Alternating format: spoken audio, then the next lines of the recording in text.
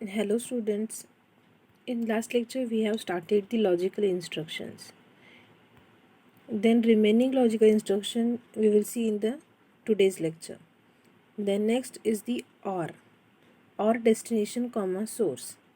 मग ही इन्स्ट्रक्शन काय करणार आहे बघा, जे काही तुमचं सोर्स आणि डेस्टिनेशन असणार आहे त्याचं प्रत्येक bit wise or operation perform करणार आहे. बिट वाईज म्हणजे सोर्स आणि डेस्टिनेशन दोन्ही 8 बिटचे आहेत. Suppose first bit of source आणि फर्स्ट बिट ऑफ डेस्टिनेशन दोघं ऑर होणार, second bit of source second bit of destination or होणार, and so on up to आता 8 बिट. 8th नंबर्ड बिट जो असणार आहे सोर्सचा आणि 8th नंबर बिट जो असणार आहे डेस्टिनेशन, ते दोघांचं काय होणार आहे, ऑर ऑपरेशन परफॉर्म होणार आहे. बिट वाईज ऑर ऑपरेशन लक्षात आलं कसं होणार, that is this instruction ors each bit in a source byte or a word with the same numbered bit in a destination byte or a word. हे मी आत्ताच तुम्हाला सांगितलं काय होते ते. Then the result is put in a specified destination. म्हणजे जो काय ऑर ऑपरेशन परफॉर्म करून तुमचा रिझल्ट येणार आहे तो तुम्ही कुठं पुट करणार आहे, into the destination. The content of the specified source is not changed. म्हणजे सोर्सचे कंटेंट्स काही चेंज होणार आहेत काही नाही. डेस्टिनेशननी सोर्समध्ये ऑर ऑपरेशन परफॉर्म होणार आणि जो काही रिझल्ट आहे तो डेस्टिनेशनमध्ये स्टोअर होणार आणि सोर्स तुमचा काय असणार आहे, ॲज इट इज असणार आहे. The source can be an immediate number, the content of a register or a content of a memory location. म्हणजे सोर्स आपला इमिजिएट नंबर असू शकतो आहे किंवा रजिस्टरमधले कंटेंट्स असू शकतात किंवा मेमरी लोकेशनचे कंटेंट असू शकतात. पण डेस्टिनेशन जो आहे तो एकतर रजिस्टर किंवा मेमरी लोकेशन असू शकते.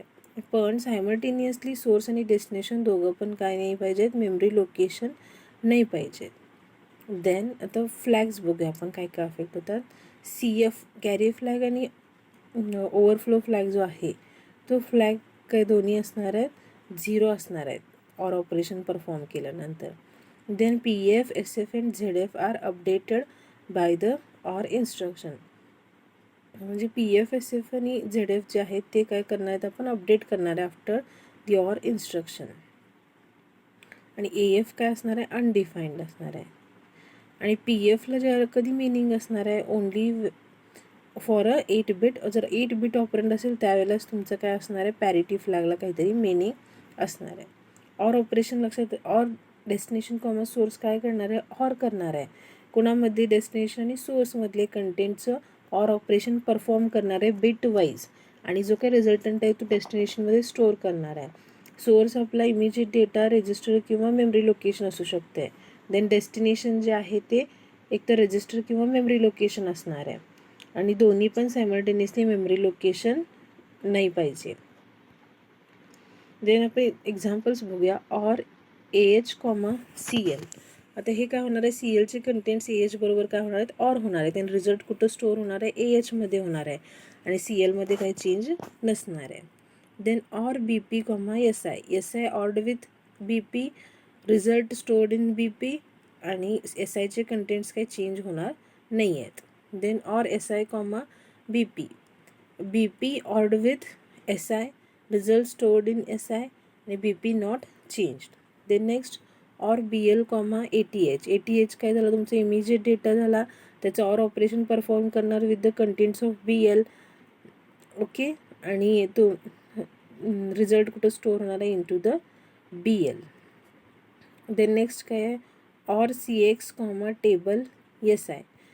CXचे कंटेंट ऑर करणार आहे with a word from effective address table SI. म्हणजे टेबल SIनं जो काही इफेक्टिव्ह ॲड्रेस, म्हणजे जो काही ऑफसेट असणार आहे तो यूज करून जो काही इफेक्टिव्ह ॲड्रेस जनरेट होणार आहे त्यांना पॉईंट केलेल्या मेमरी लोकेशनचे कंटेंट आणि CSचे कंटेंट आपण काय करणार आहे, ऑर करणार आहे आणि रिझल्ट CXमध्ये स्टोअर होणार आहे आणि मेमरी लोकेशनचे कंटेंट्स काय आहे तसेच असणार आहेत. देन नेक्स्ट काय आहे, एक्सॉर डेस्टिनेशन सोर्स. आता ही इन्स्ट्रक्शन काय करणार आहे, एक्सक्लुझिव्ह ऑर ऑपरेशन परफॉर्म करणार आहे आणि म्हणजे बिट वाईज असणार आहे हे पण. This instruction and performs exclusive or of each bit in a source byte or a word with the same numbered bit in a destination byte or a word. आणि ते रिझल्ट कुठं store करणार? Into the destination. सोर्समध्ये काही change होणार नाही.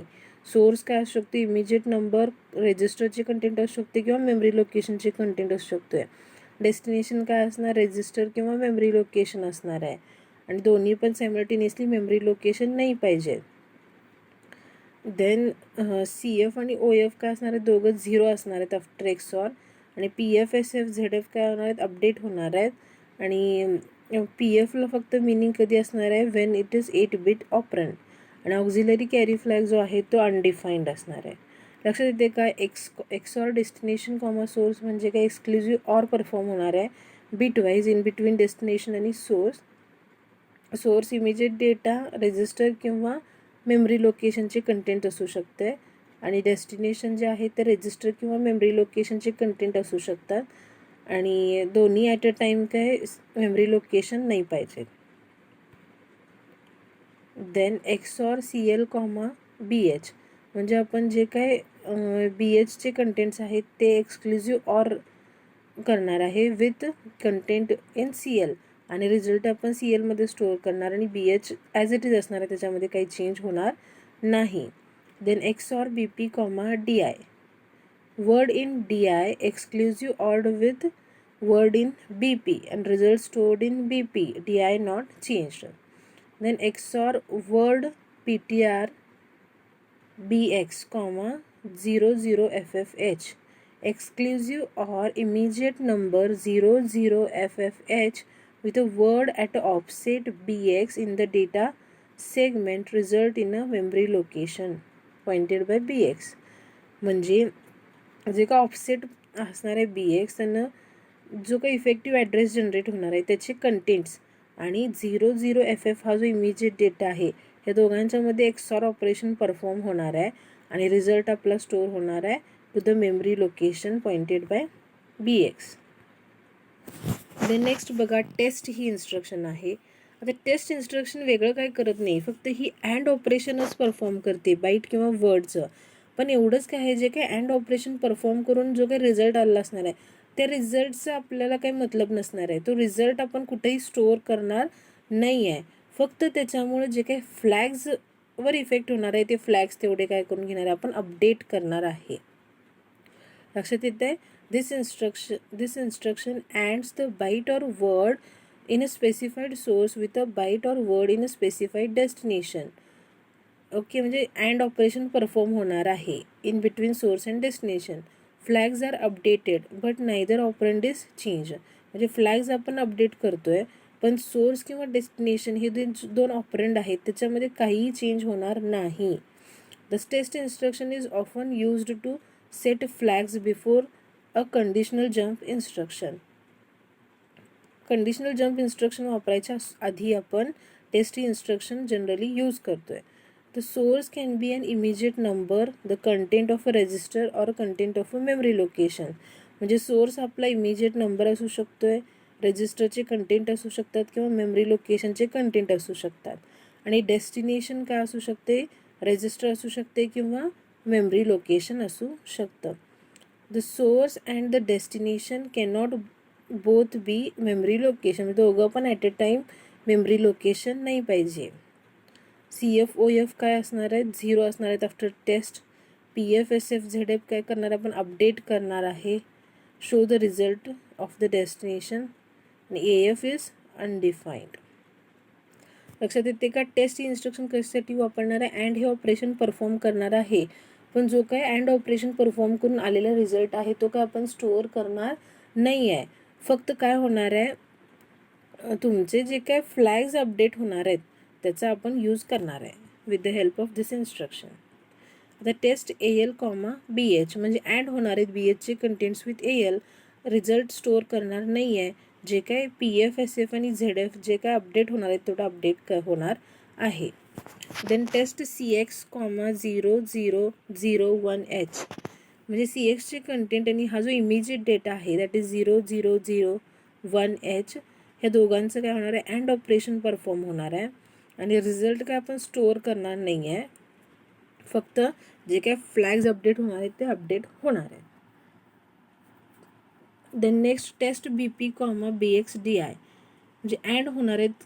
And word are offset B P D I in a D S with a word in B P आणि त्याचा रिझल्ट काय आपण स्टोअर करणार नाही आहे, फक्त फ्लॅग्स अपडेटेड आपल्याला रिझल्टंट मिळणार आहे. Then next instruction is the SAL SHL. हे जे दोन निमॉनिक्स आहेत ते एकच फंक्शन करतात. मग ते दोघांचं वर्क काय एकच आहे, SAL आणि SHL destination comma count. This instruction shifts each bit in the specified destination some number of a bit position to the left. आता SAL किंवा SHL ही इन्स्ट्रक्शन जर तुम्ही यूज केला त्यावेळेला जो काही तिथं डेस्टिनेशन म्हणून तुम्ही जे काही देणार आहे रजिस्टर किंवा मेमरी लोकेशन जे काही तुम्ही देणार आहे त्याचे कंटेंट्स काय होणार आहेत, शिफ्ट होणार आहेत टू द लेफ्ट साईड. आणि कितीने शिफ्ट व्हायचं ते कोण इंडिकेट करणार, द काउंट व्हॅल्यू. आता सपोज काउंट व्हॅल्यू 1 असली तर एक बिटनी तुमचं लेफ्टला सगळे बिट्स शिफ्ट होणार आहेत. जर काउंटची व्हॅल्यू 2 असली तर 2 बिटनी तुमचे सगळे बिट्स काय होणार आहेत, शिफ्ट होणार आहेत टुवर्ड्स दी लेफ्ट. लक्षात येते. As a bit is shifted out of the LSB operation a 0 is put in the LSB position. म्हणजे आपण जर सगळे बिट्स लेफ्टला शिफ्ट करत गेलो तर LSB सगळ्यात LSB पोझिशनचं जे काय बिट असणार आहे ते काय होणार, ब्लँक होणार आहे ना. मग तिथं काय करतोय आपण 0 पुट करत जातोय. आणि जे काय आपलं MSB असणार आहे तो MSB आपण कुठं शिफ्ट करणार आहे, into the CF that is carry फ्लॅगला आपण MSB शिफ्ट करणार आहे. आणि जर मल्टिपल शिफ्टिंग असेल त्यावेळेला जे आता मोस्ट सिग्निफिकंट बिट जे असते, आता रिसेंटली जे आपण मोस्ट सिग्निफिकंट बिट जे आपण पाठवले ते कुठं असणार आहे, कॅरी फ्लॅगमध्ये असणार आहे.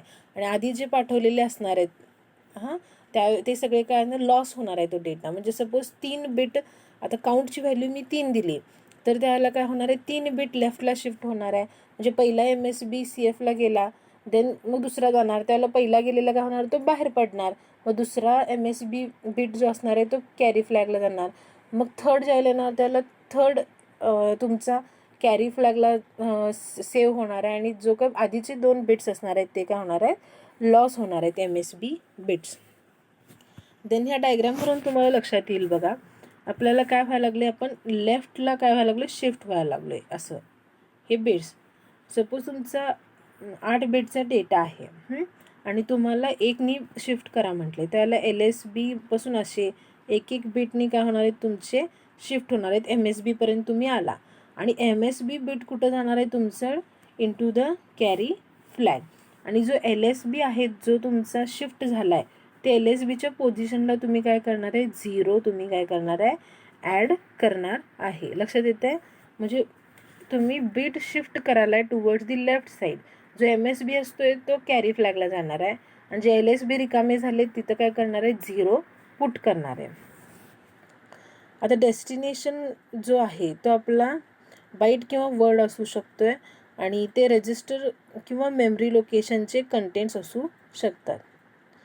आणि if you want to shift the operand by 1 bit position you can specify this by putting a 1 in a count position of the instruction. म्हणजे तुम्हाला मी आत्ताच सांगितलं की तुम्हाला किती बिटनी लेफ्टला शिफ्ट व्हायचं आहे हे कोण इंडिकेट करणार आहे, काउंट.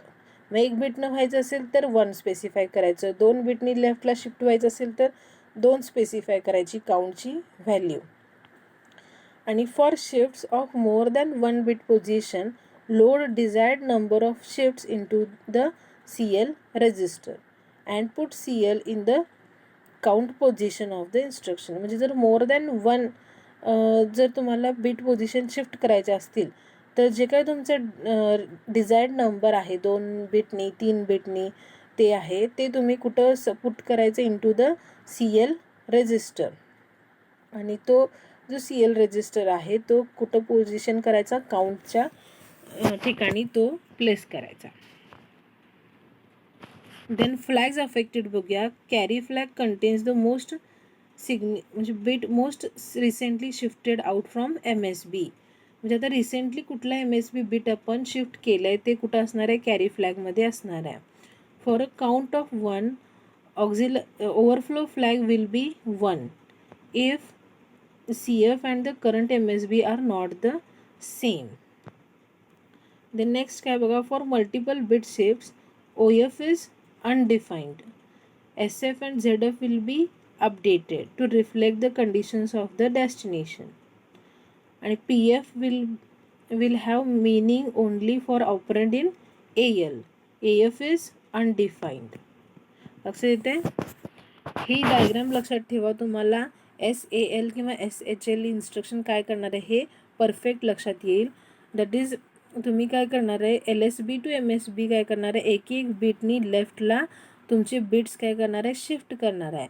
आणि जो तुमचा MSB बीट आहे तो कॅरी फ्लॅगला शिफ्ट करणार आहे. आणि जी LSB तुमचं ब्लँक झालं आहे, जे तिथनं निघून गेलं आहे डेटा लेफ्टला, तिथं काय करणार आहे, 0 पुट करणार आहे. लक्षात येते. देन आता आपण इथे थांबूया आणि रिमेनिंग इन्स्ट्रक्शन्स ज्या आहेत ना ते नेक्स्ट लेक्चरला बघूया. पण त्याआधी आपण ह्याचे एक एक्झाम्पल्स बघूया. SAL BX, 1 म्हणजे BXचे जे कंटेंट्स आहेत ते 1 बिट पोझिशननी लेफ्टला शिफ्ट करा आणि जो काय LSB असणार आहे तो 0 करणार. आणि जो आपला BXचा MSB बीट आहे तो कुठं असणार आहे, कॅरी फ्लॅगला जाणार आहे. Then move CL, 0 to H. आता ह्यामुळे काय होणार, CLमध्ये आपण 2 ही व्हॅल्यू लोड केलं. मग आताच सांगितलं, जर एकपेक्षा जास्त जर तुम्हाला बिट पोझिशननी शिफ्ट व्हायचं असेल तर त्याला तुमची जी काही काउंट व्हॅल्यू असते ती कुठं स्टोअर करायला लागणार, तुम्हाला CLमध्ये स्टोअर करायला लागणार. आणि ती जो CL रजिस्टर आहे तो तुम्ही काउंटच्या ठिकाणी प्लेस करताय. म्हणून आपण पहिला काय केलं, जे आपलं डिझायर्ड नंबर आहे तो CLमध्ये लोड केला आणि ते CL रजिस्टर आपण ह्या इन्स्ट्रक्शनमध्ये यूज केले बघा. SAL BP, CL म्हणजे BPचे कंटेंट्स लेफ्टला शिफ्ट करायचे आहेत. किती बिटनी, जे काही CLमध्ये काउंट व्हॅल्यू आहे तेवढ्या बिटनी ती BPचे बिट्स शिफ्ट करायचे आहेत. आणि जे काही LSBs आहेत ते 0 करायचं आहे. आणि जे काही recently shifted most significant bit असणार आहे तो कुठं असणार आहे, into the CF flag. Then next काय, SAL बाईट PTR BX, 1. आता shift byte in DX at a offset BX, 1 bit position left आणि 0 इन LSB. म्हणजे जे काय बाईट PTR BXनी जे काय पॉईंट केलेले कंटेंट्स असणार आहेत ते आपण 1 बिटनी काय करणार आहे, लेफ्टला शिफ्ट करणार आहे. LSB 0 करणार आहे. आणि जो MSB आहे तो कुठं जाणार आहे, कॅरी फ्लॅगला जाणार आहे. Then thank you. बाकीच्या इन्स्ट्रक्शन आपण नेक्स्ट लेक्चरमध्ये बघूया.